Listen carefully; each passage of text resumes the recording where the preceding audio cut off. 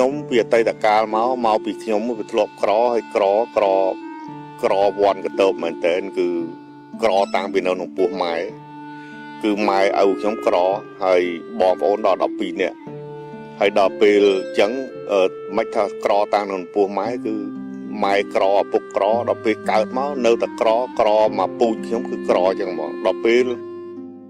nhóm cao máu còn để đăng thải dụ mán cứ chập đám tu nôm lụa tại đó tu nôm lụa hái riêng sâu nó có bàn tịch bom ôn nhưng mà đây là na ban riêng chọc bị bật thom giặc ra đấy riêng sâu bàn tịch mền tên hay nhóm riêng bàn buôn cho năm nữa hay tàu riêng còng cột lô tiết hay còn tàu bua rút tóc tiêu ở kia bơ con kia hay bua hay sặc tờ bơ đó như vậy lại thì vật không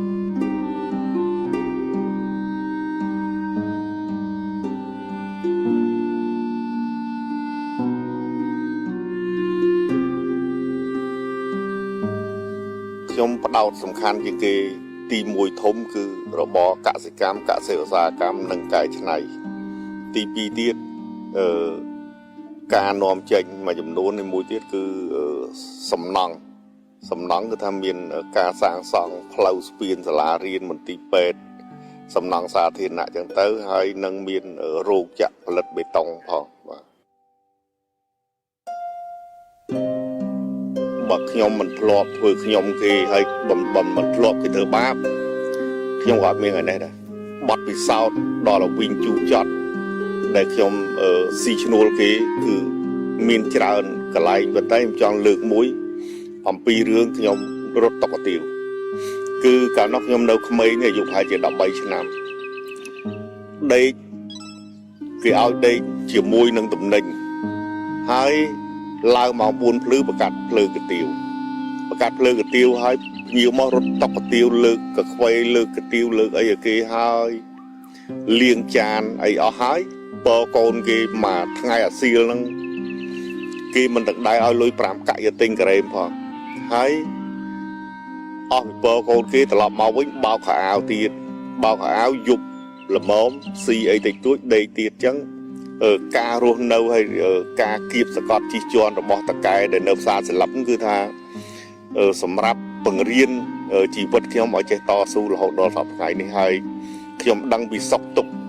ប្រជាជនក្រីក្រមិនចាំបាច់និយាយក៏កលៃឃើញមិនដឹងថាតើត្រូវដោះស្រាយវិធីណាគាត់តែឃើញគាត់មិនបាច់ចាំសុំខ្ញុំដឹងថាតើខ្ញុំត្រូវដោះស្រាយវិធីណាមិនបាច់ចុះពីឡានក៏បានដែរគាត់អង្គុយលើឡានមើលខ្ញុំដឹងថាប្រជាជនហ្នឹងតើយើងត្រូវដោះស្រាយមធ្យោបាយទឹកហើយទឹកម្ដងឬមួយទៅតនុបឬមួយក៏ស្រះគឺខ្ញុំគិតឃើញថានឹងត្រូវដោះស្រាយវិធីណាហើយចំពោះដែលឃើញទាំងអស់គ្នាថាខ្ញុំសង់ផ្ទះថ្មប្រជាជននៅខ្ញុំធ្លាប់ពីដំបូងមកថាប្រកាសចែកដីឡូអស់ពីចែកដីឡូសង់ផ្ទះស្លឹកឲ្យផ្ទះស្លឹកឲ្យជាងក្តារក្រាលក្តារមើលទៅវាអត់អាចបានដោយសារនេះភ្លៀងខ្យល់ខ្លាំងអញ្ចឹងគឺយើងសង់ផ្ទះថ្ម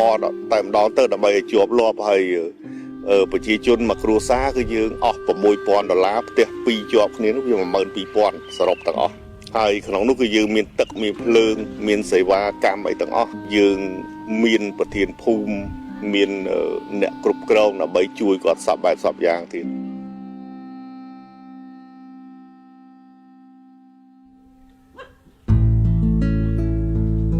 មានអារម្មណ៍ថាសប្បាយបានផ្ទះមកនោះសប្បាយ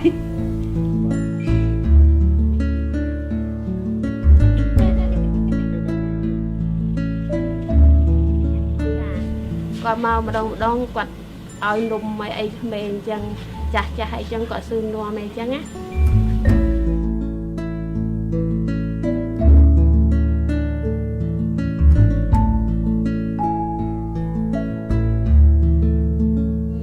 បានមកនៅផ្ទះថ្មីអញ្ចឹងអីកម្មករទាំងអស់គ្នាទាំងខ្ញុំទាំងអីហ្នឹងក៏បានសប្បាយចិត្តដែលពេលបាននាយកមុងរដ្ឋីហ្នឹងដែលបានបង្កើតផ្ទះថ្មផ្ទះអីឲ្យអញ្ចឹង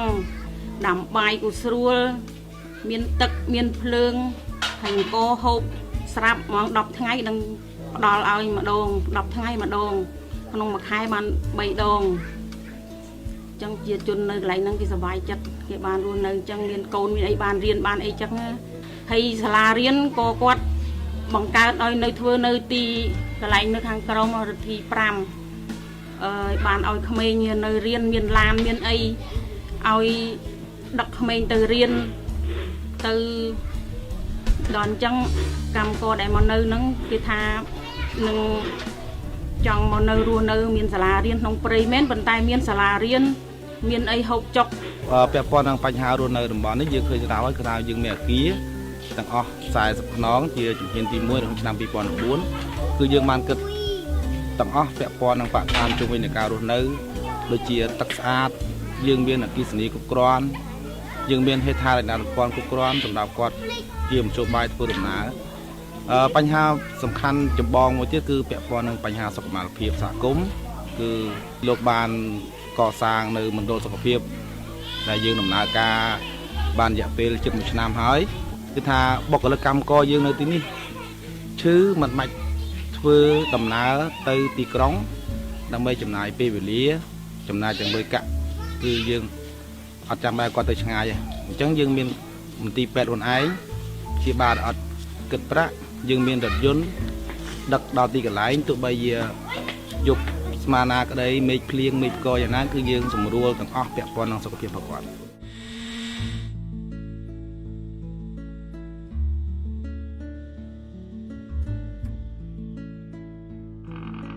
ខ្ញុំមុននឹងធ្វើអីគិតមុនគិតបរិស្ថានមិនមែនតែបរិស្ថានដង្ហើមទេខ្ញុំគិតតាំងពីបរិស្ថានប្រជាជនរស់នៅជុំវិញមិនឲ្យគាត់ឈឺចាប់មិនឲ្យទឹកភ្នែកអីដោយសារការវិនិយោគរបស់ខ្ញុំគិតឲ្យស្រេចអ្នកខ្លះគិតតែបរិស្ថានដង្ហើមតែខ្ញុំអត់ទេគិតបរិស្ថានដង្ហើមគិតបរិស្ថានប្រជាជនជុំវិញទៀតសួរថាតើគាត់អាចទទួលយកបានទេការវិនិយោគរបស់យើងហ្នឹងការអភិវឌ្ឍរបស់យើងហ្នឹងព្រោះយើងធ្វើតែផ្លូវខ្លួនយើងមិនឲ្យគាត់ដើរធ្វើតែស្ពានមិនឲ្យគាត់ដើរហើយសាលារៀនគិតមិនសង់ឲ្យតែកូនបងប្អូនយើងធ្វើក៏អត់កើតរៀនក៏អត់កើតអញ្ចឹងតើយើងគិតពីបរិស្ថានប្រជាជនជុំវិញផងបានយើងអាចវិនិយោគទៅបានអត់ទេអត់បានអត់ទេ